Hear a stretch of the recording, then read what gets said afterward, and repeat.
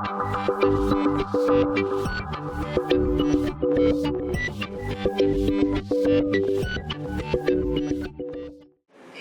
que nada quiero agradecer a los estudiantes que están conectados vía streaming de video y que van a seguir esta conferencia. Y bueno, ya vamos a dar inicio. Agradecemos también al doctor José de Jesús Torres, quien va a ser nuestro ponente el día de hoy. Agradecemos a todos ustedes quienes se han dado cita en este lugar para dar inicio a la conferencia. José de Jesús Torres López trabaja como coordinador nacional de las escuelas de técnicos en urgencias médicas de Cruz Roja Mexicana desde agosto del 2016. Fue coordinador estatal de capacitación de la Cruz Roja Mexicana en Sinaloa, donde dirigió un equipo que incluye coordinadores locales, instructores y encargados dentro de todo el estado.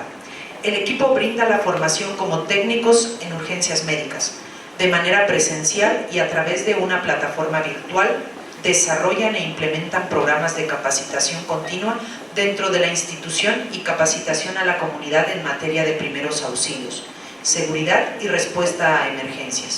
Así también brinda apoyo técnico a otras delegaciones estatales en el desarrollo de programas de capacitación continua e implementación de tecnologías como estrategias de capacitación.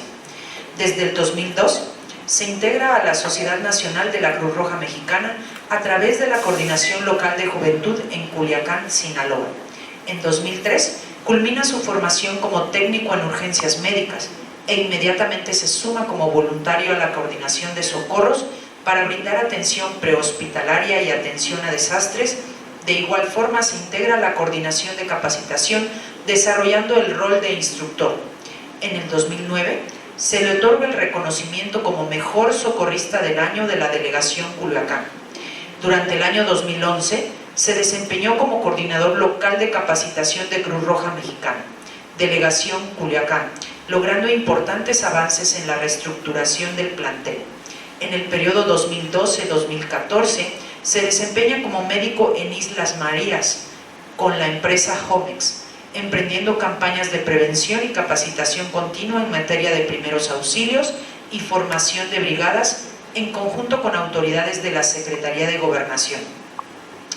Durante su periodo como Coordinación Estatal de Capacitación, gestionó diversos proyectos de nivelación para socorristas y técnicos en urgencias médicas implementando estrategias innovadoras y flexibles.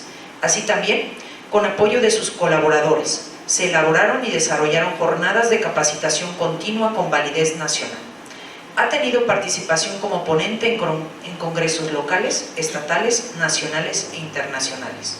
El doctor Torres estudió la licenciatura en Médico General en la Facultad de Medicina de la Universidad Autónoma de Sinaloa y tiene una maestría en Educación de la Universidad San Sebastián en Culiacán, Sinaloa. Actualmente, forma parte del equipo nacional de capacitación de Cruz Roja Mexicana, teniendo la responsabilidad de la formación que se brinda para formar técnico en urgencias médicas por esta institución. Voy a ceder la palabra al maestro Mariano Torres Pacheco, quien dará las palabras de bienvenida a nuestro ponente. Muy bien, buenos días a todos. Doctor, muchas gracias por este tiempo de dedicación a nuestra universidad. El cuidado hospitalario pareciera complejo y lejano para todos los seres humanos, pero cuando tenemos una necesidad, una urgencia, es cuando lo conocemos. En nuestra universidad hay una división, que es la que un servidor dirige, dedicada a la salud, desde la humana hasta el ambiente. Una de estas carreras es precisamente el técnico superior universitario en urgencias médicas. Sin embargo, bueno, pues estamos dedicados y convencidos de que promover la salud en todos los seres humanos también es lo adecuado. Esta vez, bueno, agradecemos nuevamente su presencia con la idea de conocer cuál es la situación de esta actividad tan importante para nuestro país y obviamente para todos los ciudadanos. Quisiera compartirles una anécdota de un libro. Se llama el libro Dios, Patria y Coca-Cola. En este libro comentaba la historia de la Coca-Cola, pero hay una anécdota muy curiosa. Para la Segunda Guerra Mundial, los únicos camiones autorizados a llegar hasta la trinchera, propiamente hasta la zona de disparos, eran dos. Coca-Cola y Cruz Roja. Entonces habla de una historia impresionante de dos visiones distintas de la vida, tanto de Coca-Cola como de Cruz Roja. Pues bien, es así como le damos la bienvenida en nombre del doctor José Gerardo Tinoco Ruiz, rector de esta universidad, de la maestra Greta Changay y de toda la comunidad universitaria que sin duda estará tanto en vía virtual como presencial, ávidos de conocer este tipo de temas. Bienvenido, doctor. Muchísimas gracias. ¿Podemos empezar? Okay. Me pondré de pie tantito. Pues antes que nada le agradecemos la invitación. Reciban un cordial saludo de nuestro presidente de Cruz Roja Mexicana, el señor Fernando Suinari, y pues un agradecimiento en especial a la Coordinadora Nacional de Capacitación, la licenciada Liliana Aguilar Ruiz, que es la que también nos apoya y nos respalda para poder estar acá con ustedes y estar compartiendo estas experiencias. Precisamente, consideramos que la atención prehospitalaria es un foco muy importante que tenemos que fortalecer en nuestro país. Si bien ya se ha venido trabajando y actualmente se están haciendo estrategias muy interesantes para este fortalecimiento, consideramos que el trabajo en equipo y la colaboración constante van a ser pieza fundamental para poder llegar a un desarrollo óptimo de la atención prehospitalaria. En estos par de minutos vamos a estar revisando algunos antecedentes históricos de la atención prehospitalaria y de urgencias, para que veamos que no es algo que se está generando de hace un año, hace 2 años, sino que prácticamente de hace más de un siglo. Entonces, yo creo que empezamos con la primera diapositiva, por favor. Y vemos que hay algunos antecedentes históricos, y en la época de los zares de Rusia, se hablaba de que los médicos se empezaron a trasladar a los centros de batalla.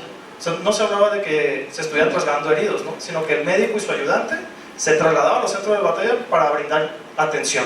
Entonces, bueno, es el primer inicio. O sea, podemos empezar a hablar de una ambulancia, podemos empezar a hablar de la atención prehospitalaria desde aquí, desde que hubo el interés de cómo llevar el servicio de salud hasta los campos de batalla. Ahora bien, en la guerra napoleónica, lo que surge viene siendo el término de ambulancia. ¿Por qué? Porque aquí ya se empieza a trasladar heridos. Ya no solamente es que el médico y el ayudante se trasladan al centro de batalla, sino que empiezan a surgir esos vehículos o esa instrumentación para empezar a trasladar a los heridos a un centro hospitalario donde les podrían dar atención.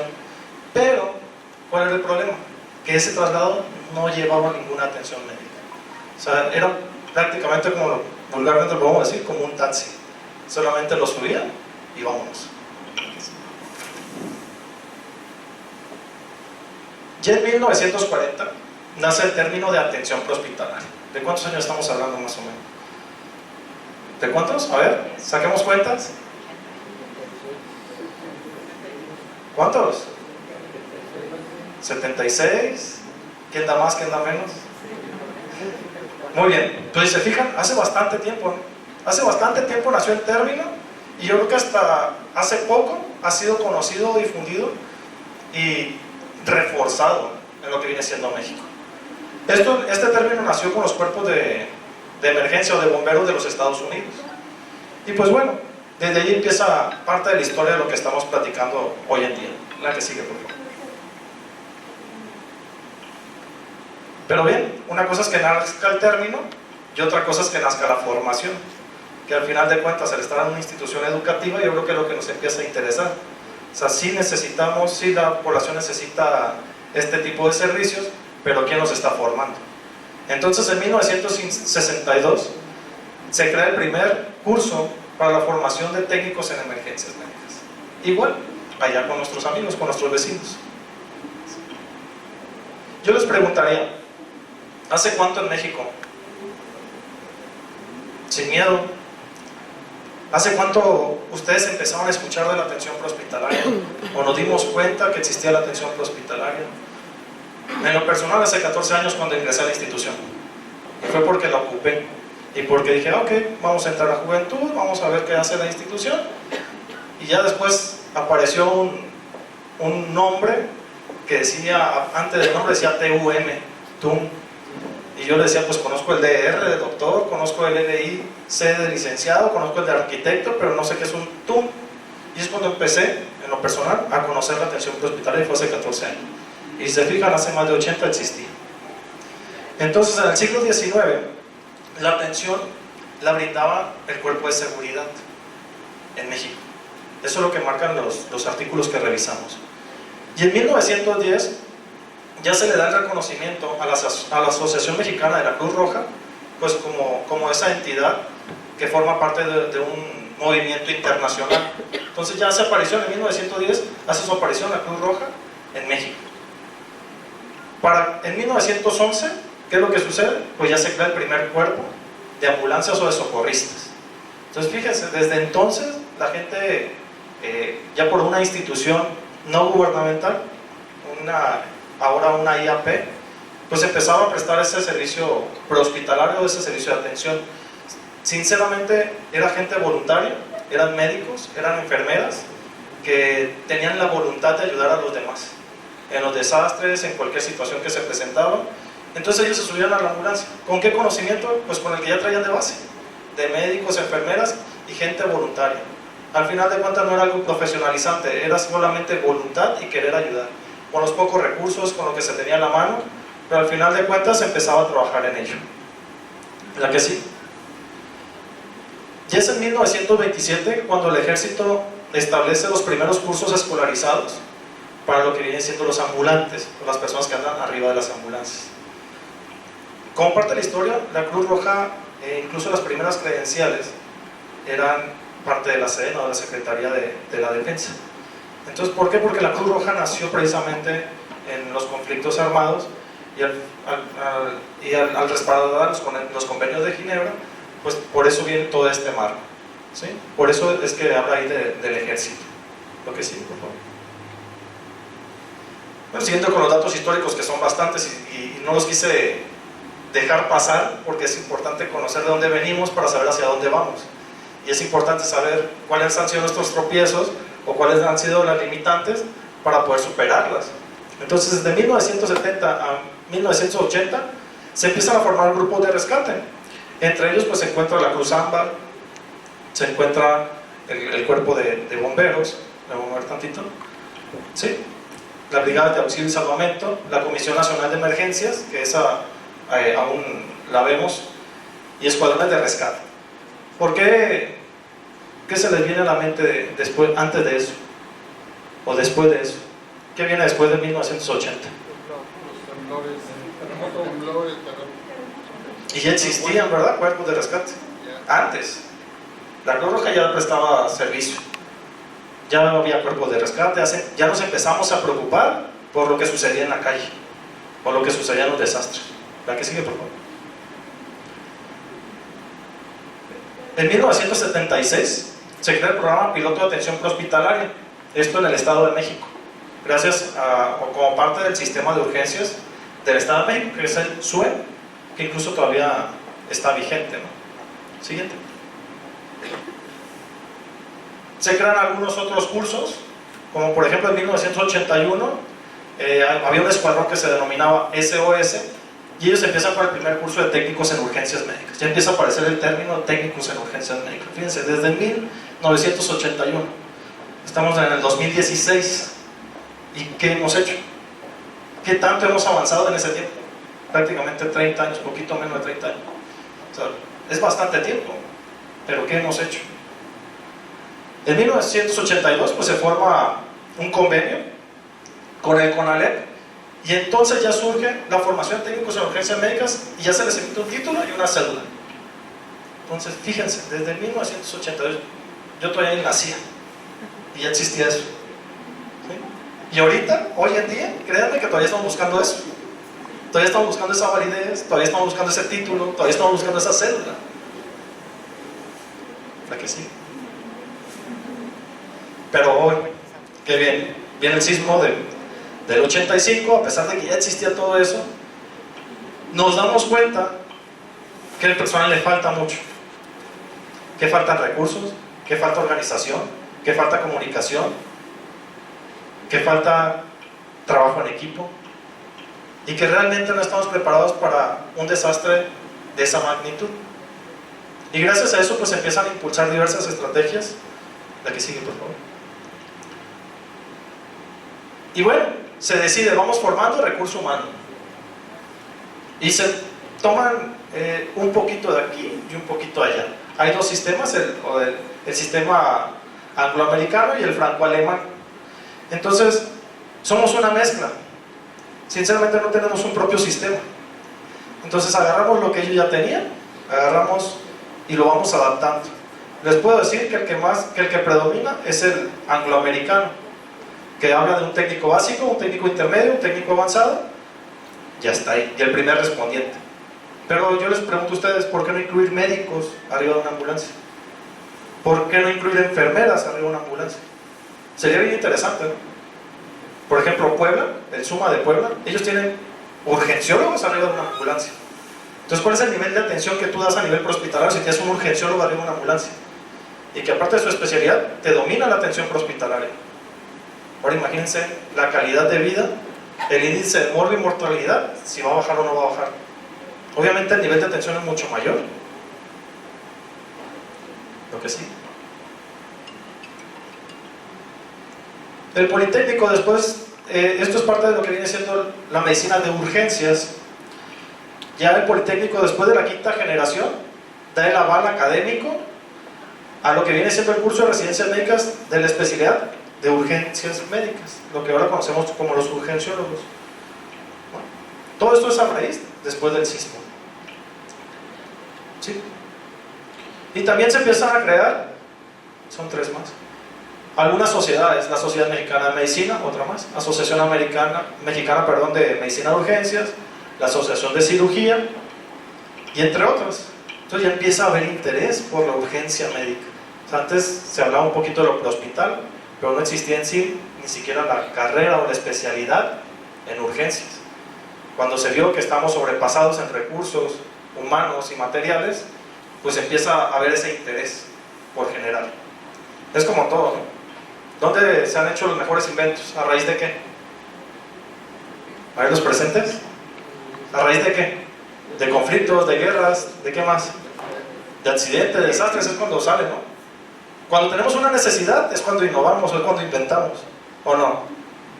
A ver, los que hacen investigación, ¿qué es lo primero que tienen que hacer? Preguntarse, preguntarnos algo, crearnos una necesidad para poder resolver algo. Entonces, pues es lo mismo, ¿no? Llega la necesidad, nos damos cuenta que algo anda mal y pues empieza a surgir toda esta revolución, ¿no? Ahora bien, en 1987 se publica una norma técnica, la 385, donde ya se habla de la prestación de servicio de atención médica en unidades móviles. Entonces ya estamos viendo en la legislación los primeros indicios en la legislación mexicana de la atención prehospitalaria y su regularización. Pero eso es desde 1987, hace prácticamente 19 años, más o menos. Y en 1989, la UNAM y la Cruz Roja empiezan a generar programas de formación para técnicos en urgencias médicas. O sea, desde 1989 se empieza a generar este interés por ya formar profesionales en la atención prehospitalaria. ¿Va? Y es hasta 1994 cuando a Cruz Roja Mexicana se le otorga el reconocimiento de validez oficial para la formación de este personal humano. ¿Sí? Esto viene derivado, ahorita vamos a ver parte de la legislación, van a ver, acuérdense bien de esta fecha, 1994, porque va a coincidir con una fecha de la legislación mexicana, ¿lo que sí? Y van a ver por qué se otorgó ese rebote, por qué se buscó, etc. Pero no solamente la Cruz Roja Mexicana ni la UNAM, algunas otras universidades, algunos otros estados, Secretaría de Salud se preocuparon por estarle dando validez a este personal. Y clara muestra está que Guanajuato hace un convenio, la Universidad de Guanajuato con la Secretaría de Salud, para formar personal con un nivel de diplomado. Esto es en 1997. En el 98 Tabasco firma igual un convenio con la Universidad de Tabasco, pues para generar a estos profesionales de la salud en la atención prehospitalaria.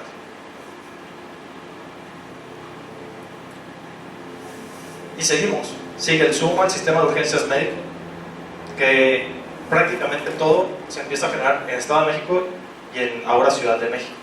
Obviamente como capital pues empiezan a generar los programas pilotos y pues se empieza a buscar que se empiece a replicar en todo el país. Y bueno, pues aquí están las legislaciones. En el 2000, bueno, se publica una norma que se trabajó en 1994. ¿Y se acuerdan de que hablamos del 94? ¿Qué dijimos? Que se le había otorgado reboe ¿a quién? A la Cruz Roja. Viene desencadenado desde acá. Ya se empieza a platicar de eso, ya se empieza a legislar, se empieza a trabajar en los documentos, y en el 2000 se publica, donde dice, ok, se publica la norma 020, que es para la prestación en atención médica en unidades tipo móviles. Y es en el 2007 cuando se hace una reforma a la ley.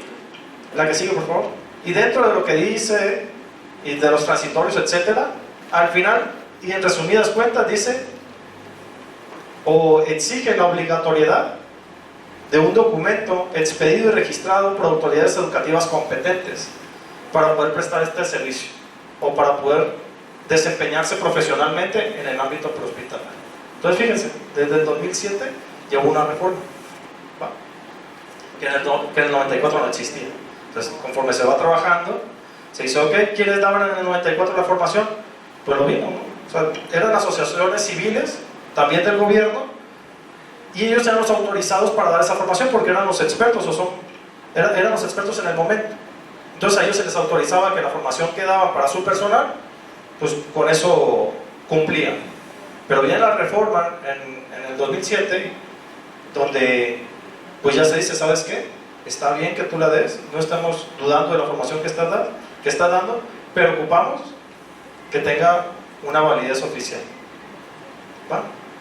En 2013 se agrega la PETICEA a estas normas, y es donde ya nos habla de la guía de las competencias profesionales que debe poseer el técnico en urgencias médicas. Se empieza a esclarecer más.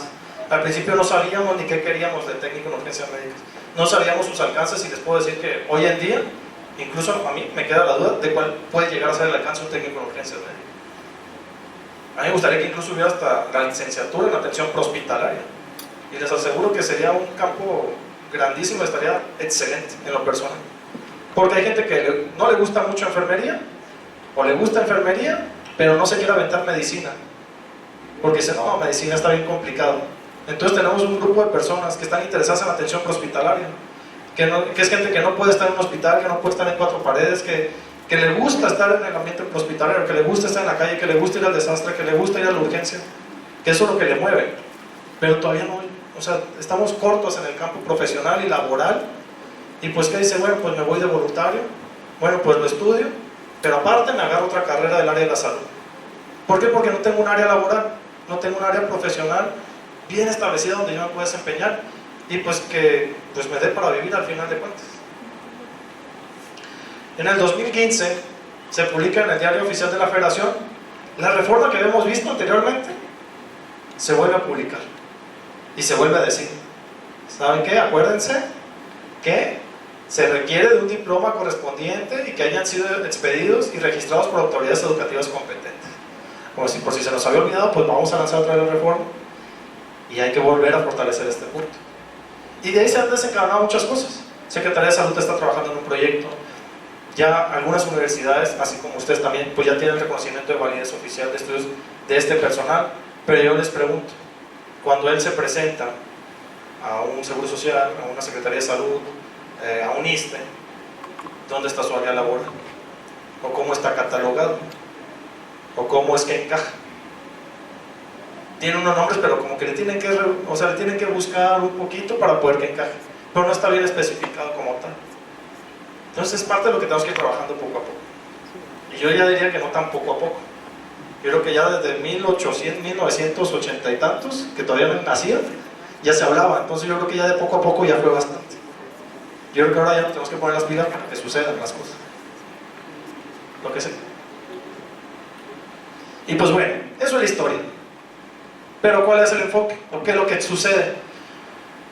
Estuvimos revisando algunas pocas de las investigaciones que hay en atención prehospitalaria, porque sinceramente hay poco, como que apenas empieza el interés importante en la atención prehospitalaria, y algunos doctores como el doctor Fraga, la doctora Oshman, han hecho algunas investigaciones en atención prehospitalaria, y es lo que nos ayudan a estar hablando de este día aquí con ustedes. Y dentro de uno de esos documentos hablaban de varios puntos, entre algunos rescaté yo estos. Hablaban del personal, hablaban del entrenamiento, hablaban de las comunicaciones, transporte, instalaciones, participación ciudadana, transferencia de la atención. ¿Alguien de aquí conoce algún técnico en urgencia médica, un paramédico, socorrista? Levante la mano. ¿Lo del foro? Ok, gracias. ¿Les han platicado que cuando llegan al hospital le dicen, ¿para qué me lo trajiste? Te lo voy a llevar para otro lado. O mira cómo lo traes. Desafortunadamente es la realidad. Nos encontramos con eso. A pesar de que el área de urgencias está obligada a recibir al paciente. Ese paciente de alguna u otra manera, y eso me gustaría dejar bien claro, ese paciente de alguna u otra manera va a llegar al hospital. Lo lleven la Cruz Ámbar, la Cruz Azul, la Cruz Verde, la Cruz Roja, el equipo de rescate, el que solo, en carro, caminando, en avión, como quieran, pero va a llegar al hospital porque tiene una necesidad de atención. Esa persona tiene un padecimiento y ocupa una atención en un hospital. De alguna u otra manera va a llegar. Entonces, ¿por qué estar peleado con el sistema de atención prehospitalaria? ¿Por qué el sistema de urgencias está peleado con el de atención prehospitalaria si somos uno mismo? Mejor nos unimos, sumamos esfuerzos, le preguntamos a los de urgencias, oye, ¿cómo ocupas que llegue el paciente? ¿Qué intervenciones requieres que yo haga en el lugar para entregarte en las mejores condiciones? Y pues que el seguimiento sea óptimo y que el desenlace al final de cuentas, que yo creo que es lo que nos debería importar a nosotros, es la salud de todos nosotros, ¿o no? ¿A usted cómo le gustaría que lleguen y los atiendan? O sea, en buenas condiciones. Cuando me toca dar clases, le digo a los alumnos, te estoy enseñando como me gustaría que me atendieras tú a mí. O sea, así, con esa calidad que quiero que me atiendas, así es como te voy a enseñar. Y así como quiero algunos que te desempeñes allá afuera. Entonces créeme que es gente que tiene muchas ganas, que quiere hacer las cosas bien, pero a lo mejor falta que le demos una buena guía y un buen respaldo y un buen sustento. Entonces empezamos a hablar de lo que viene siendo el personal y el entrenamiento. ¿Qué pasa en México? A diferencia de Estados Unidos, lo que nos menciona el artículo es que allá el TUM, el nivel avanzado, son la mayoría. O sea, hay muchos TUMs avanzados. Entonces el nivel de atención, el nivel de intervención en el lugar es mayor. Lo que puede desencadenar, y no estoy diciendo que sea, puede desencadenar en un mejor resultado, porque no estás prolongando un tratamiento, sino que lo estás iniciando desde que lo encuentras. O sea, por ejemplo, un estado de choque hemorrágico, que puede ser más frecuente por la tensión traumática. Si tenemos un tiempo de traslado de 40 minutos y el personal que llevamos arriba de la ambulancia es un técnico básico que nadie le enseñó a colocar un acceso venoso, nadie le enseñó a calcular un líquido para un estado de choque, pues imagínense 40 minutos que ese paciente no recibe atención real. A lo mejor contuvo la hemorragia y es el primer paso, mantuvo su vía aérea, está consciente, etc. Pero no ha habido una reposición, cuando menos de volumen. Entonces, pero ahora vámonos al otro lado. Es un técnico avanzado que está calificado, que pide dirección médica, porque eso que quede bien claro, los técnicos tienen que pedir dirección médica. Entonces también estamos limitados. Si no tenemos una dirección médica, ¿qué está sucediendo? No podemos hacer ninguna intervención. Entonces, desde ahí el sistema regulador de urgencias médicas es muy importante. O bien, trae tu médico arriba de la ambulancia. Pues yo se lo dejo ahí sobre la mesa y vamos tomando decisiones. Entonces importa mucho el nivel de formación. La edad. La edad se estaba manejando que era mucho personal joven. Entonces, al ser personal joven que prácticamente va egresando, es poca su experiencia. Y luego, si nos vamos a que si es voluntario asalariado, pues nos hundimos un poquito más. Porque si es voluntario, ¿cuántas horas irá al mes? ¿Qué le gusta? ¿40 horas? ¿4 guardias de 10 horas? Y eso es toda su experiencia. Sin embargo, el asalariado, el que recibe una remuneración, el que tiene un trabajo, que de eso vive, pues va todos los días. Entonces su experiencia indiscutiblemente va a ser mayor. E indiscutiblemente el nivel de atención va a subir. Por su experiencia, por su formación. Sin embargo, un voluntario que cubre una vez a la semana, no le digo que sea malo, puede ser el mejor. Pero la estadística dice que entre más servicios tengas, entre más contacto estés con el paciente, obviamente tu nivel de atención tiene que subir. Siempre y cuando te estés documentando, cabe aclarar. Porque habemos muchos que a lo mejor vamos todos los días, pero seguimos haciéndolo de hace 20 años. Y hay jóvenes que van una vez a la semana, pero todos los días se están documentando, hacen práctica, hacen simulación, etc. Entonces, vamos valorando esa parte. Y el entrenamiento. Hay entrenamiento formal, que tiene su reconocimiento de validez oficial, pero también hay instituciones privadas de voluntarios que los forman para la institución y que desafortunadamente, quizás no en todos sus planteles, tienen un reconocimiento de validez oficial. Recordemos pues, que el registro de validez oficial se da por plantel. Entonces, a menos de que sea un sistema semipresencial o en línea que se apoye a las tecnologías, pues otra cosa podría ser. Entonces, pues estamos viendo. Al final de cuentas, ¿qué es lo que dicen? Pues que yo voy a esa institución porque quiero ser voluntario de la institución, soy arquitecto, abogado, pero quiero prestar atención prehospitalaria. Es bien padre el perfil de la atención prehospitalaria, no sé, aún no entiendo, y si hay algún psicólogo que me ayude, ¿por qué tenemos ingenieros, arquitectos, qué más les gusta? Abogados, chefs, en atención prehospitalaria? A mí me entra la duda, ¿será porque no había ese campo laboral? ¿Porque no había esa oferta educativa para ellos? ¿Porque no les representaba una estabilidad? Quizás sí, ¿no? Y se fueron por una segunda opción. O quizás el perfil de la atención prehospitalaria es mucho más amplio y que tendrás que analizar. Y bueno, pues el nivel de formación que habíamos manejado, intermedios, avanzados y básicos. Incluso todavía hay gente que es socorrista. ¿Y qué me refiero con socorrista? Que no ha cursado un programa de formación de técnicos en urgencias médicas y vienen arrastrando desde el sismo del 85 su conocimiento. ¿Sí? Y no tiene una formación. Y no es de que les digamos, no, ya no lo des, no, al contrario, identificarlos y decirles, ¿sabes qué? Esta opción, vamos formándote, vente, capacítate, ven, fórmate, ven, te enseñamos y vamos creciendo. Porque al final de cuentas, esa gente se creó en un ambiente de mucha necesidad. Y es gente que realmente hace su servicio con ese amor. Entonces mejor fórmalo, no lo relegues. En comunicaciones, ¿qué es lo que pasa? ¿Cuántos números de emergencia conocen? Antes del 911, aclaro. 066, ¿cuál otro? 065, ¿cuál otro? Números privados. Ahora, cuando ustedes querían pedir ayuda, ¿qué pasaba? Pues ¿a cuál marco? O sea, 000 y hasta que me acuerde de cuál es el otro número, ¿qué? O sea, ¿qué número marco? ¿Para qué me sirve cada número? Luego a veces marcaban la seguridad pública y resulta que necesitaban un servicio o una atención prehospitalaria. Entonces la triangulación de que llegaba con el policía o con el que estaba encargado y que entendía que era atención prehospitalaria, después decía, ¿a quién le mando? ¿A quién le mando? Pues a fulanito. Imagínense el tiempo de espera de la persona, del paciente en el lugar. Y aparte es como el teléfono descompuesto. La persona le dice una cosa y ese cuando pasa el mensaje le dice la mitad, y cuando llega al operador o al que tiene que ir a la emergencia, pues ya llegó una cuarta parte de la información. ¿Y dónde era? Pues abajo del árbol. Pues sí, pues ¿de cuál árbol? No, pues del árbol que está frondoso. Pues sí, pues hay un montón de árboles frondosos. Entonces tardamos mucho. ¿Qué es lo que el gobierno viene trabajando? Pues viene trabajando un número único de emergencia, lo cual viene a abonar y aportar de manera positiva a todo esto, a la respuesta a emergencias, al sistema de atención prehospitalaria, porque se supone que ahí vamos a tener concentrada esa información y va a ser más rápido el despacho. Y es 911, ¿sí? No 911, ya me regañaron.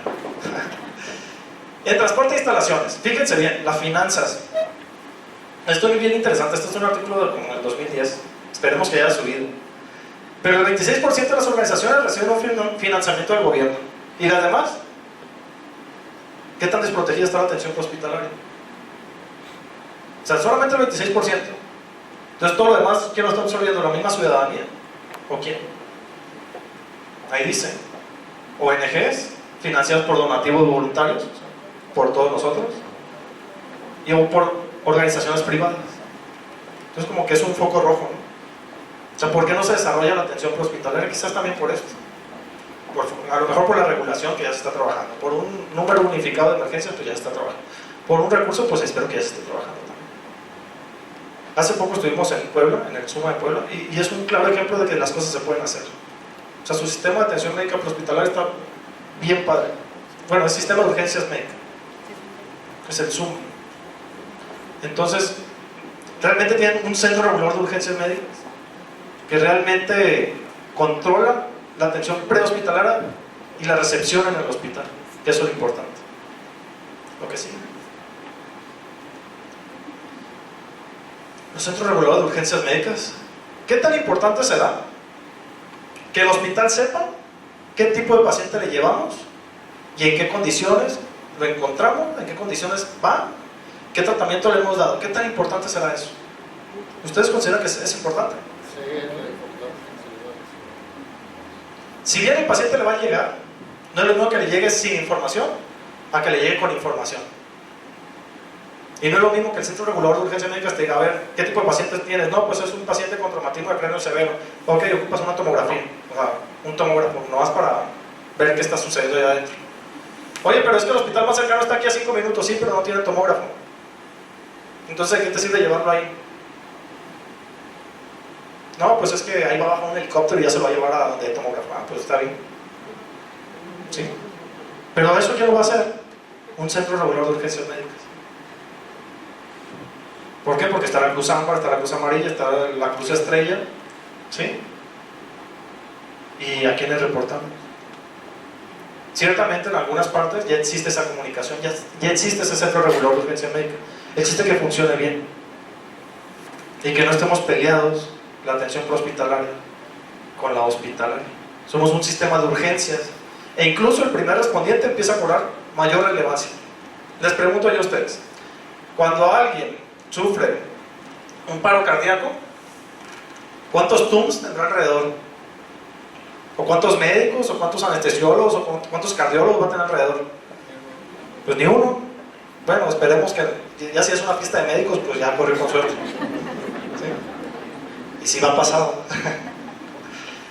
Entonces, ¿quién es el primero que le va a empezar a comprimir el tórax? Y el que le puede llegar a elevar la sobrevida, pues el que tienes al lado. Cuando menos con que sepa poner las manos en el tórax y empezar a comprimir, eso le puede ayudar. O que sepa poner un apósito en una hemorragia severa y le va a ayudar. Porque si ni siquiera eso sabe, pues tiene que esperar a que llegue la llamada. El centro regulador de urgencia médica ya está trabajando con protocolos en el cual le dice, ¿sabe qué? ¿Cuál es su emergencia? ¿Cuál es su urgencia? No, pues tengo una hemorragia severa, bla, bla. Ok, está consciente el paciente, etcétera, etcétera. Póngale la mano sobre la herida. Ya se empiezan a decir. Pero qué mejor que tengamos la formación como primeros respondientes en primeros auxilios. Y aclaro, hago la aclaración en primeros auxilios porque ya existe el primer respondiente dentro del nuevo sistema de justicia penal. Entonces, en primeros auxilios. ¿Va? Entonces, bien importante, bien importante, toda la cadena viene desde el primer respondiente, los técnicos en urgencias médicas o atención prehospitalaria, su desencadenamiento en el área de urgencias y los post, piso, terapia, cirugía, etc. Si hacemos un buen trabajo desde el inicio, créanme, estoy convencido que el nivel de sobrevida, la muerte y mortalidad va a descender en cuanto a todas estas patologías. Y pues qué tan importante será tener un registro de atención unificado, donde no me lleguen con 10 papeles diferentes o donde no me lleguen con información muy dispersa que no me dice nada. ¿Quién ocupa saber qué información se ocupa? El médico que da la atención, el médico que necesita saber a qué horas llegaron, a qué horas pasó, bla, bla, para saber cuál es su evolución. No es la misma reanimar a una persona que tuvo un paro presenciado, le empiezan a dar compresiones, etcétera, a una persona que después de 10 minutos le empezaron a dar compresiones.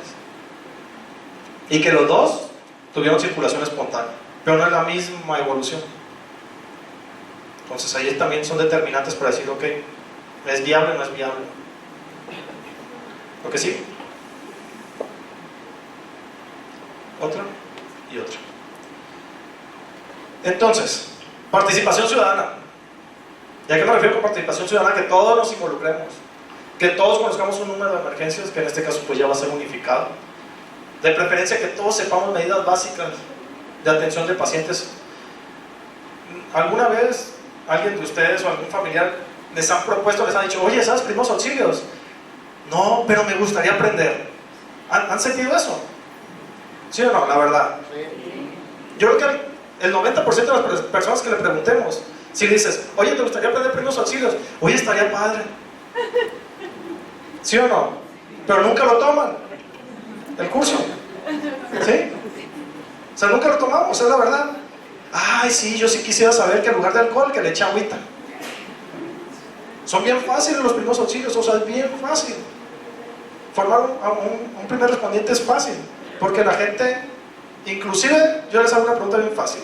¿Qué pasa cuando se cortan un dedito con el cuchillo? ¿Qué es lo primero que hacen? ¿Se lo chupan o lo aprietan? ¿Sí o no? Es la verdad. ¿Se lo chupan o lo aprietan? Y adivinen qué es eso, se llama método de contención de hemorragia por presión directa. ¡Ah! ¡Qué padre! ¿Sí o no? Pero es lo mismo. Nomás que ahora ya sabes cómo se llama. Y ya sabes cuándo lo tienes que hacer. Entonces es bien fácil, los primeros auxilios son bien fáciles. Tiene un hoyito, tápaselo. Le hace falta agüita, échale agüita. Está deshidratado, hay que darle agüita. ¿Sí? El huesito se quebró y está todo así, que no tiene estabilidad, estabilízalo. No puede respirar, respira por él. No late su corazón, dale compresiones. Entonces está bien fácil. ¿O no? Ya depende de qué nivel lo quieran llevar, ¿no? Pero el primer respondiente está fácil. Tiene que saber identificar, atender, mantener la calma, cuidar su seguridad, pedir ayuda e iniciar una atención rápida. Con lo mínimo. Pero eso mínimo marca la diferencia. Si ustedes empezaran a leer un libro el día de hoy, una página diaria, después de 30 días tendrían 30 páginas leídas. Y es un pequeño esfuerzo, y es la ley del pequeño esfuerzo. Pero el que no leyó durante esos 30 días no tiene el conocimiento que ustedes adquirieron en ese momento. Y leer una página diaria. La ley del pequeño esfuerzo. Si empezamos a hacer pequeños esfuerzos, se van a ir sumando. Y al final del día va a resultar en algo. Pero si nunca hacemos ese pequeño esfuerzo, es como si ustedes cuando se van a levantar de la cama, entonces hay que hacer un pequeño esfuerzo para levantarnos, a veces muy grande, ¿sí? Pero nomás nos levantamos y ya todo el día corre normal, pero tenemos que brincar. Si jamás brincamos ese pasito, ¿qué va a suceder? Vamos a seguir acostaditos. Que el sábado y el domingo está bien, pero entre semana no. La colaboración, hay que empezar a trabajar en equipo. Universidades, sistema de atención prehospitalaria, instituciones educativas, instituciones de asistencia pública, privada, etc. Hay que empezar a trabajar en equipo. Hay que empezar a quitar esas caretas, ese ego, la verdad, porque a veces eso es lo que nos impide crecer como sociedad. Ese ego, de decir, es que yo soy el mejor y es que yo soy el que domina todo. No, o sea, yo creo que ya en este mundo tan globalizado, ya es difícil que una persona haga todo. O que una institución haga todo. Es muy, muy difícil. Es trabajo en equipo. Hay recursos, hay personal, ya se está operando, se está trabajando, hay resultados. Lo único que nos falta es coordinación. Lo único que nos falta es reconocimiento. Nos falta ponernos de acuerdo y jalar todos parejitos. Eso es lo único que nos falta. O sea, ahí están las cosas. Ahí está. Está como si fuera la despensa y ahí ve toda la despensa. Pero si nunca lo agarras, lo juntas, nunca vas a hacer la comida. Ahí va a seguir la despensa. Investigación. Yo los invito a que hagan investigación prehospitalaria. Sería bien interesante tener nuestros propios protocolos. Será bien interesante que México, con sus propias estadísticas y no las gringas, sin ofenderlos, pero es cierto, pudiéramos decir, ¿sabes qué? En esto estamos fallando. Tenemos que mejorar. ¿Cuál es el problema de algunos mexicanos que tenemos? El problema es de que tenemos miedo a que nos juzguen y que nos digan estás mal y que nos califiquen. Tenemos miedo a reconocer un error. Y por ese miedo a reconocer un error o esa falta de pericia en algo, no avanzamos. Nos quedamos donde mismo. Entonces, hacemos investigación, se cuantifica, se clarifica y dices, oye, ¿sabes qué? Lo que pensaba no era. Yo puedo decir, es que soy el mejor técnico en urgencias médicas de todo México. Y lo puedo decir, pero a ver, ahora ven y evalúame a ver si es cierto. Compárame con otros. Es que la extensión de la cabeza y el levantamiento de barbilla es lo mejor que existe. No, la tracción mandibular, no, la extensión de la cabeza, la tracción mandibular. Bueno, pues ¿cuál? Pues es investigación. Oye, el paciente mejora si le mete 2 litros de agua. No, no es cierto. Si le mete 2 litros, ya con edema pulmonar. ¿Cómo lo sabemos? Estamos haciendo investigación. Realmente, igual en el hospital estamos viendo qué tratamiento se le dio en el prehospital y ver cuáles son sus repercusiones dentro del hospital. Yo creo que eso falta. Yo considero que falta saber que si las intervenciones que hizo el prehospitalario fueron positivas o negativas en la evolución del paciente. Porque a lo mejor muchas veces al prehospital te dicen o te critican y te dicen, no, estuviste mal o estuviste bien, pero muchas otras veces no. En el prehospital, como a veces son tiempos tan cortos que realmente no sabes la repercusión real que tiene en tu paciente lo que tú le hiciste. ¿Qué es lo que pasa? Llegas, entras al paciente y ya nos vemos y ya jamás supe de Juan Camarey. Bueno, o sea, ya no supe qué pasó con ese amigo. Ahí se quedó. Entonces yo los invitaría a que se acerquen a la gente que es experta en investigación y digan, oiga, pues queremos hacer investigación. No sé ni cómo. O sea, no sé por dónde empezar. Pero queremos hacer investigación. Y obviamente el personal experto que ya tiene su experiencia le va a decir, ¿sabes qué? Pues necesitas hacer esto y estos son los procesos que quieres investigar. Bueno, que sí. Pues bueno, ¿qué puede llegar a fortalecer la atención prehospitalaria en México? Una regulación jurídica, académica, operativa y laboral. O sea, que realmente se diga hacia dónde vamos y cómo debemos de ir. O sea, realmente necesitamos todo ese marco bien establecido. Se está trabajando en él. Ya hay antecedentes, ya hay avances. Pero no nos podemos quedar con eso nomás. Entonces no nos podemos quedar con lo que, es que ya está. Ajá. Entonces, pues por eso ya no se inventa ningún aditamento más. Por eso ya no hay inventos, por eso ya no hay evolución. Pues no. Siempre hay un punto de partida para ir evolucionando. Fortalecer la participación de los órganos de gobierno, ya vimos el porcentaje que se ofrecía en recursos. Establecer convenios educativos. Hay instituciones que forman técnicos en urgencias médicas, pero a veces falta su reconocimiento de estudios. Entonces, ¿por qué no empezar a hacer convenios? Ya hay especialistas en el área educativa y ya hay especialistas en formación de personal de la salud, en atención prehospitalaria. Empezar a unir esfuerzos. Integración de lo que viene siendo la atención prehospitalaria al Sistema Nacional de Salud. Ya está. Ya está, pero hay que fortalecerlo más. Que realmente se reconozca la atención prehospitalaria como parte del sistema de salud. En su momento, ¿qué eran? Eran los rescatistas, eran los brigadistas, eran los socorristas, y pues qué padre. Pero estaba como que desligado de lo que viene siendo el sistema de salud. Ya se está integrando, se está acoplando. Reconocimiento y valoración de la atención prehospitalaria. Yo creo que es muy importante, porque durante mucho tiempo a lo mejor no se le dio el valor o la importancia que tiene la atención prehospitalaria. ¿Y por qué creen? Porque nos hace falta investigar. Ustedes cuando llegan, o llegaban, porque ya la mayoría son grandes, cuando llegan con sus papás, por no decir de viejitos, pues, ok, los que nos están viendo a lo mejor son más jóvenes. Cuando llegan con sus papás, decían, quiero ir a la fiesta. ¿Sí? Decían, ¿ya hiciste la tarea? No, sí. Enseñar evidencia de que habían hecho la tarea. Y después los dejaron ir a la fiesta. Entonces, ¿cuándo va a haber reconocimiento, va a haber valoración de la atención prehospitalaria? Cuando empecemos a demostrar que la atención prehospitalaria tiene repercusión directa en la salud y evolución de los pacientes. ¿Y cuándo vamos a encontrar eso? Pues cuando empecemos a hacer investigación, cuando empecemos a hacer preguntas, cuando empecemos a indagar, cuando empecemos a escarbarle y cuando empecemos a decir, aquí estamos.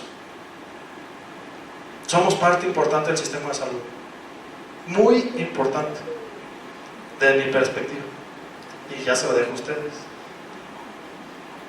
Entonces, ¿cuándo? ¿Cuándo quieren que se reconozca? Pues cuando nosotros queramos.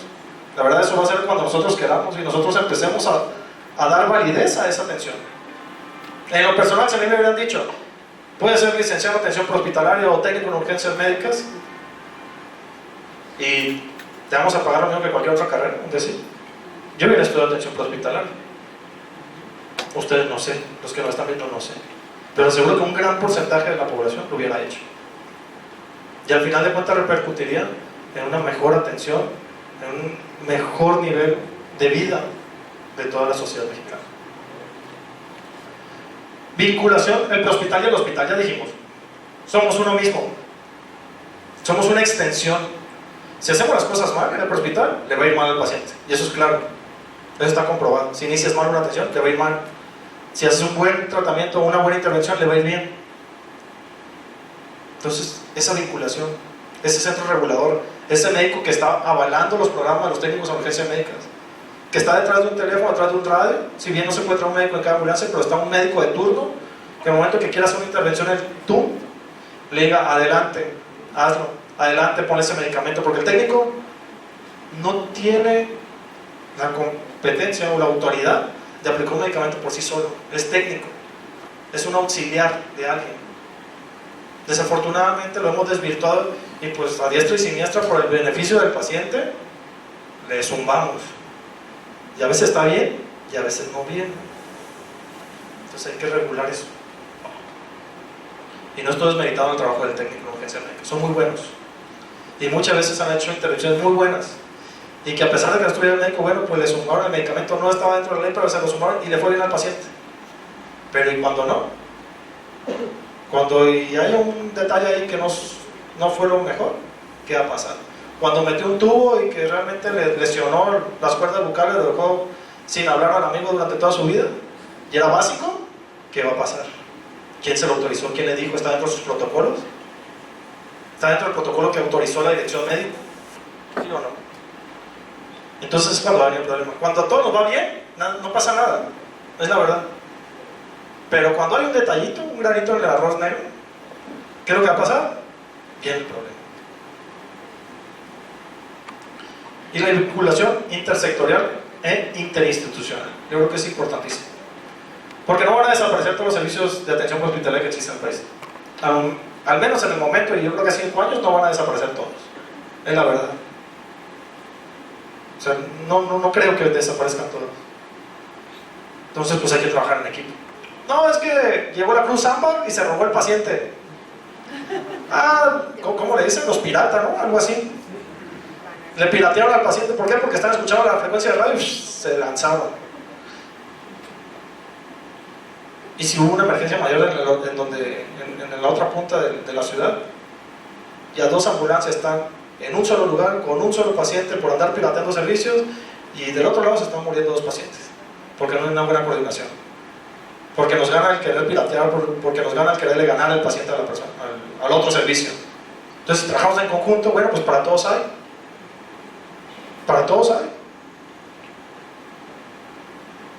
¿O no? Es bien curioso como cuando vas a una fiesta, ¿no?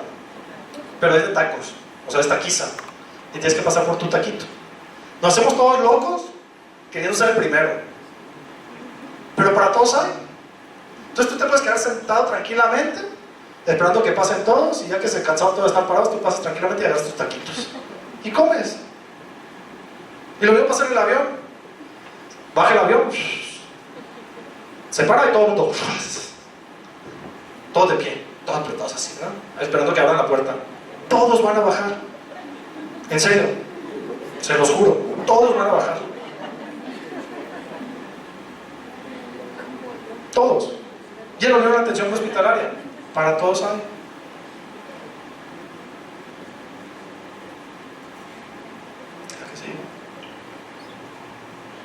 ¿Cuál sería el reto? Yo lo defino en 2 cosas: voluntad y trabajo en equipo. Voluntad hay mucha, ¿sí? Tanta voluntad hay que nos robamos los servicios. O sea, todos queremos atender, todos queremos hacer, todos queremos ir. Entonces hay mucha voluntad. Pero bueno, ¿hay voluntad de hacer las cosas bien? ¿Hay voluntad de regularnos bien? ¿Hay voluntad de trabajar en equipo? Esa sería la pregunta. Y yo creo que ese sería el reto que tenemos todos y que nos podemos llevar como reflexión de esta plática.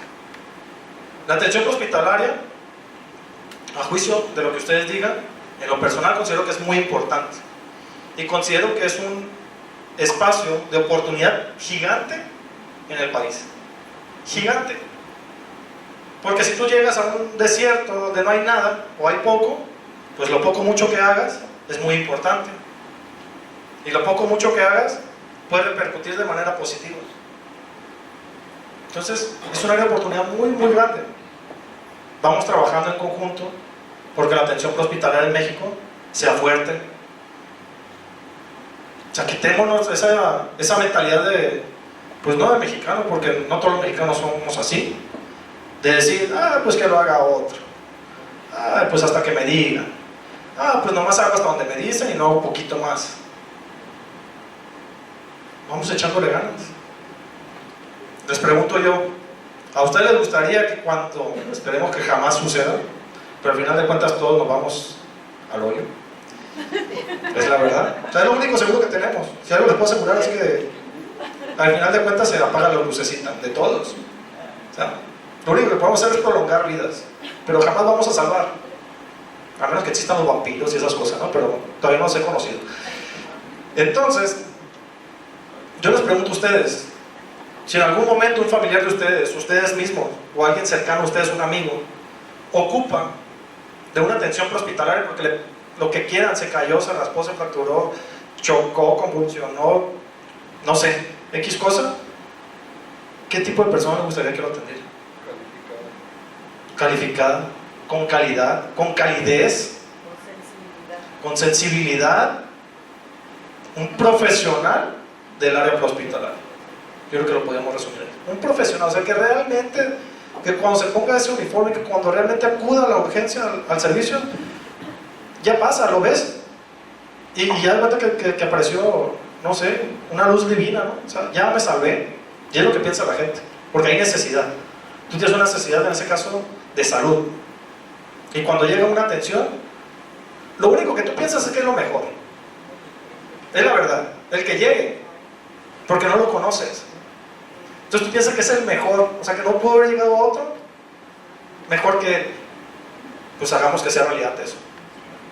Que el que realmente llegue, que sí realmente es el mejor en lo que hace, que realmente es una persona comprometida en lo que hace, que realmente sea un profesional, que esté formado, capacitado, etcétera, etcétera, actualizado y sobre todo con una buena validez, con un buen reconocimiento, que también se refleje pues en una estabilidad familiar, una estabilidad económica, porque les aseguro que si llegamos a eso va a haber gente que le va a entrar, que le va a entrar con ganas. Y aparte, pues si le estás dando, pues también lo puedes forzar un poquito más. Esa es la verdad. O sea, le puedes exigir un poquito más, le puedes decir, oye, pues, ¿qué está pasando? No digo que al voluntario no se le puede evaluar. Yo considero que si estás dentro de una atención prehospitalaria, aún siendo voluntario, tienes que ser excelente. ¿Por qué? Porque el paciente es lo que quiere y es lo que necesita, que seas excelente en tu trabajo. Yo los invito a juntar la voluntad con el trabajo en equipo y que hagamos de la medicina prehospitalaria la mejor medicina prehospitalaria. Dicen, que México va a poder. Podemos. México tiene recurso natural, tiene de todo lo que quiera. Tienen ríos, mares, lagunas, selva, desierto, industria, minería, ganadería, agricultura, tiene todo, que aquí quisieran muchos países. Nos hace falta cambiar acá arriba. El chip que tenemos acá arriba es el que tenemos que hacer un cambio, es lo único que nos falta como país. Yo los invito este día a que cambiemos el chip por una atención prehospitalaria de calidad y de excelencia, juntos. Entonces yo terminaría con una frase que la podríamos denominar como juntos por la excelencia en la atención prehospitalaria. Gracias.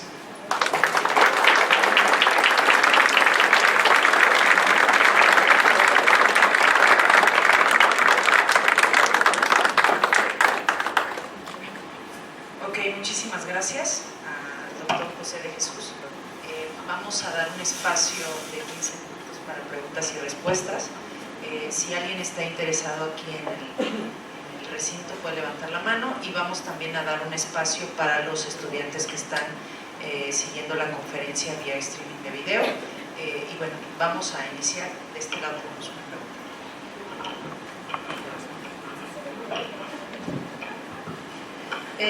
Buenos días. Mi pregunta es en el sentido de los recursos que se destinan para la atención prehospitalaria, porque, bueno, creo que existe, yo tengo algunas dudas al respecto, porque por experiencia alguna vez me tocó acompañar a alguien en una ambulancia y estábamos en el camino y entonces la ambulancia se descompuso, que porque no tenía gasolina, que porque era una ambulancia regalada de no sé qué sistema de Estados Unidos y todo. Y por otro lado, de pronto las campañas, por ejemplo en el caso específico de Cruz Roja, sus campañas anuales, o sea, yo sé de buena fuente que juntan millones de dinero, de recursos, que los presidentes de la Cruz Roja son millonarios, excéntricos, que viven de eso, de la benemérita, y que finalmente cuando hay un servicio no se ve reflejado luego, por ejemplo, en sus cosas. Hay veces que te piden hasta lo de la gasa, lo del micropor, no sé. Entonces, ¿cómo está el manejo de los recursos, por ejemplo, de la atención prehospitalaria? ¿Cuánto se necesitaría para llegar a un nivel de excelencia y cuánto se le destina, por ejemplo, actualmente en un sistema nacional de salud?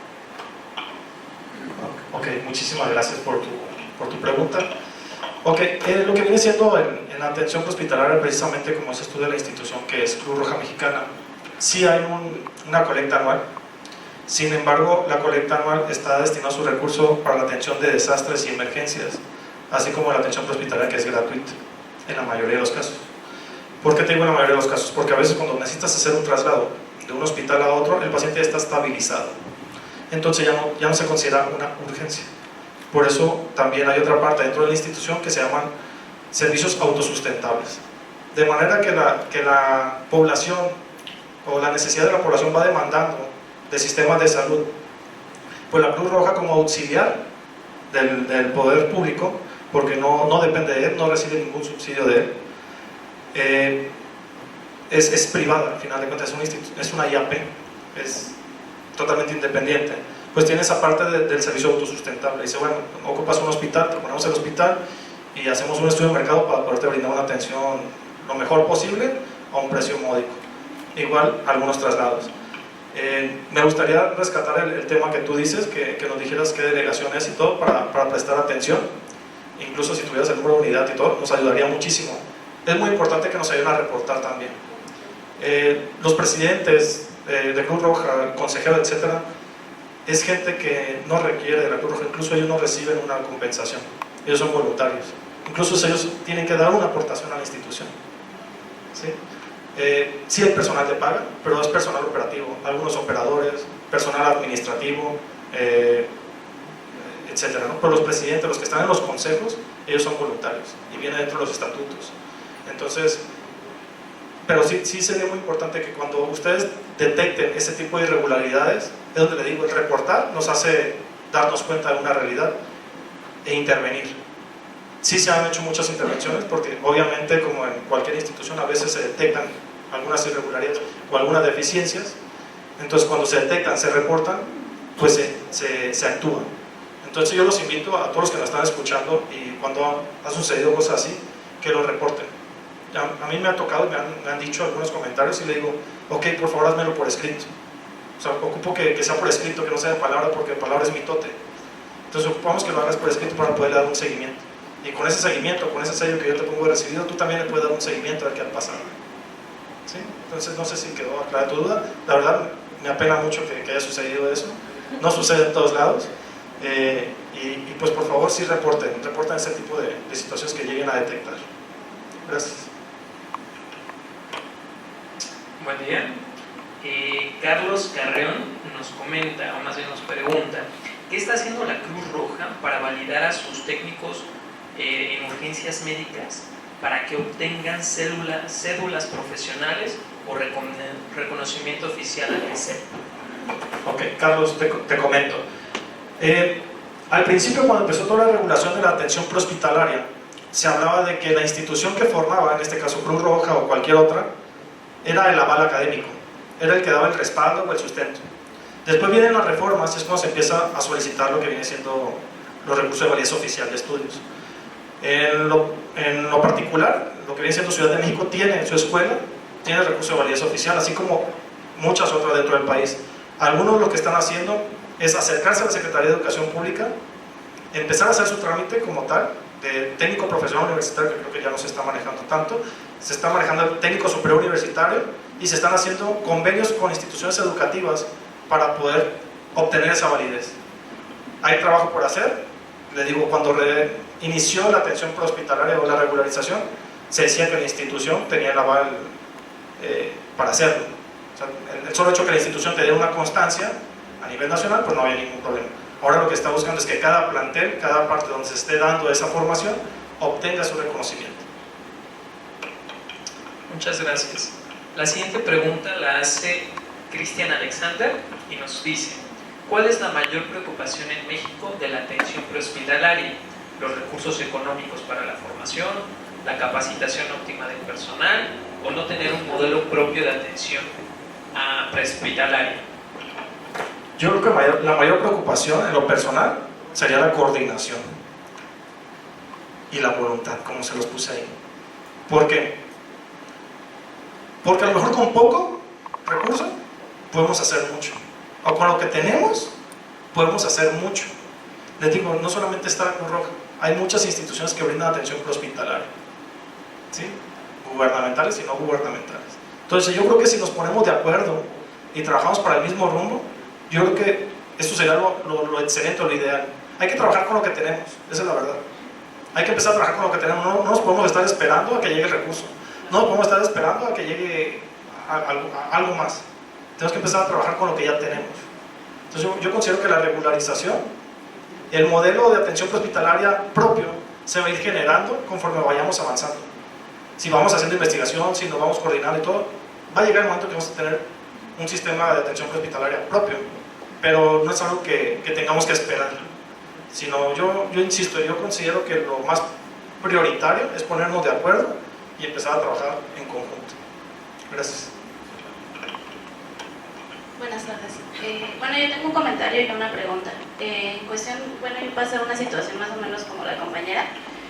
Mi mamá tuvo un accidente y la ambulancia del ERUC la recogió, nos llevaron hacia la calzada de las bombas y llegando me pidieron a mi dinero, que porque ellos eran voluntarios y que necesitaban para el equipo y demás.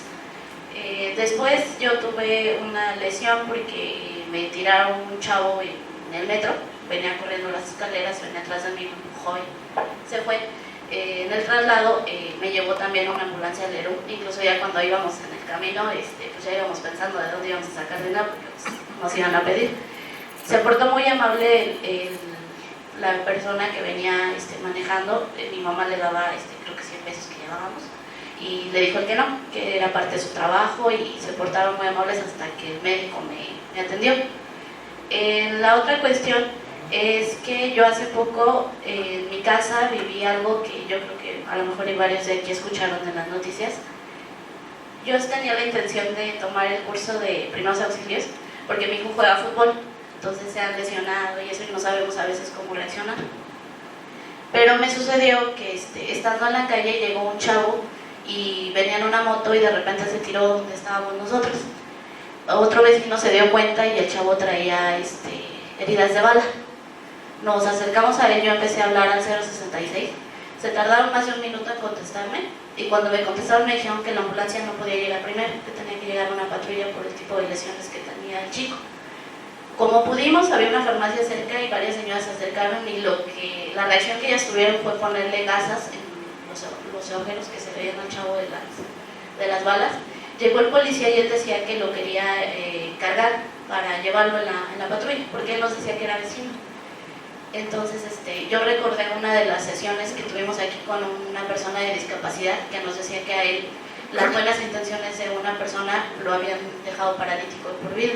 Entonces yo le dije al policía, no lo mueva, luego espere que llegue la ambulancia y mejor pida que se apure, porque el chavo se va a morir. Ya volteaba en los ojos y todo, nosotros intentábamos de que él estuviera consciente. Pues resultó que cuando llegó la ambulancia lo subieron y al policía le dijeron que el chavo acababa de asaltar, que su compañero había quedado muerto en el camión y él se había dado a la fuga. Nosotras nos quedamos así como choqueadas porque ya no sabes qué hacer. El policía nada más nos dijo, ustedes no hagan tangos, imagínense que aquí no pasó nada, porque si no, el problema va a ser para ustedes por haberlo querido ayudar a salvarle la vida. En las noticias incluso dijeron que los policías lo habían perseguido y lo habían atrapado y todo. Pero pues yo me quedé así como que, bueno, fueron los héroes, ¿no?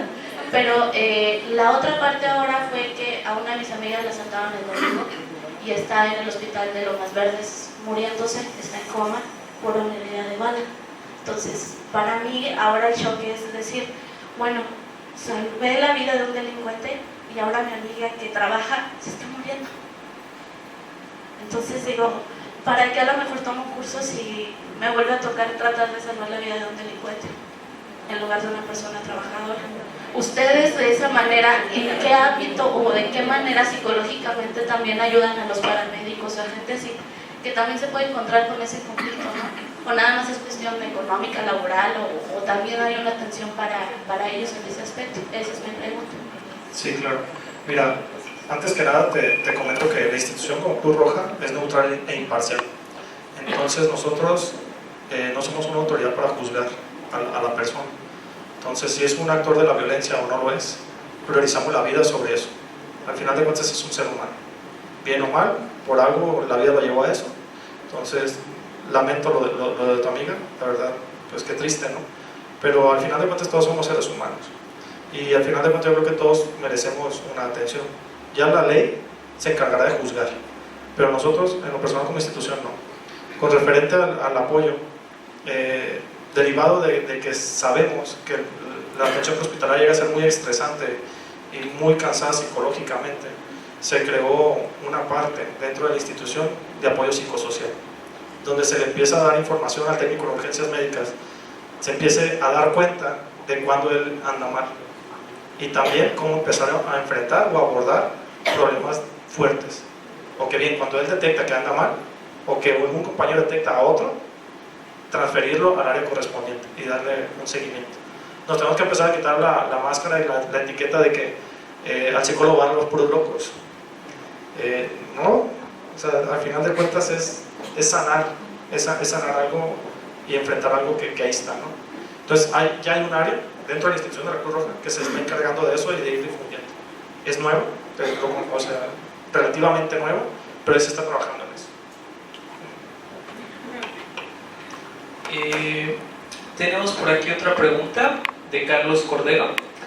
Nos comenta: en mi caso egresé como técnico en urgencias médicas de un plantel de la Cruz Roja Mexicana. En mi experiencia es muy buena la atención y la formación. Sin embargo, por varios factores no he podido recertificarme con la institución, que tiene más o menos 2 años. Estoy en mi pasantía en la licenciatura de enfermería y planeo regresar a la institución y cursar el TCU en urgencias médicas. ¿Existen mecanismos para conseguir la reincorporación a la institución? Okay. Hablando específicamente de la Cruz Roja, pues como toda institución pues tiene sus normas, sus reglamentos.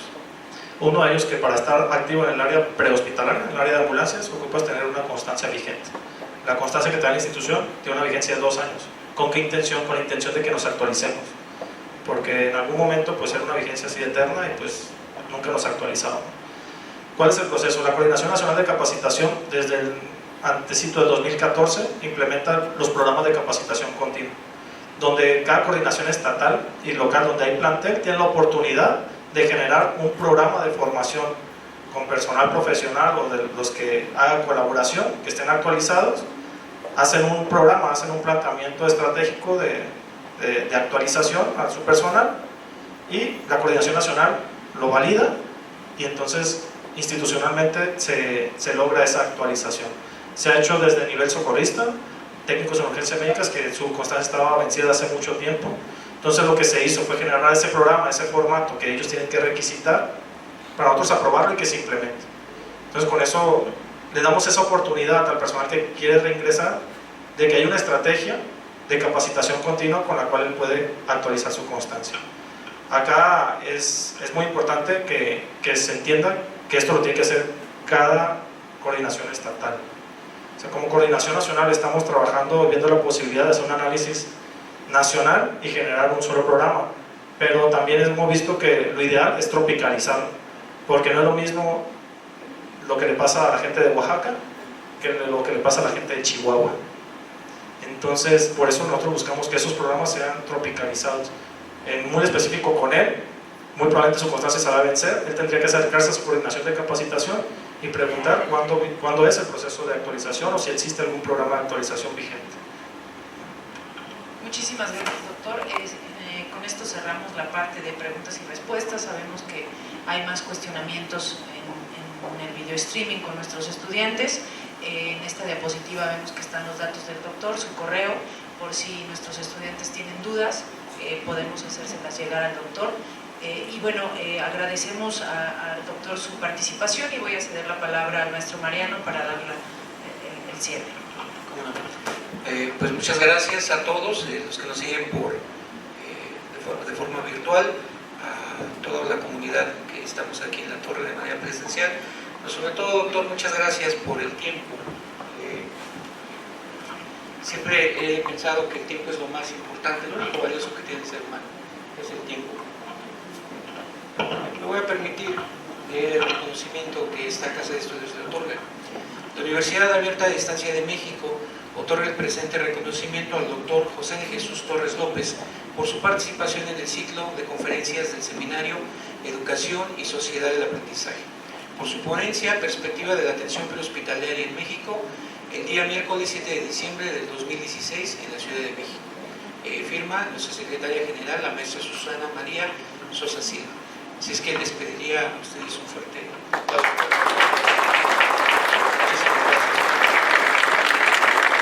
Pues muchas gracias. Con esto despedimos el ciclo de conferencias de este año.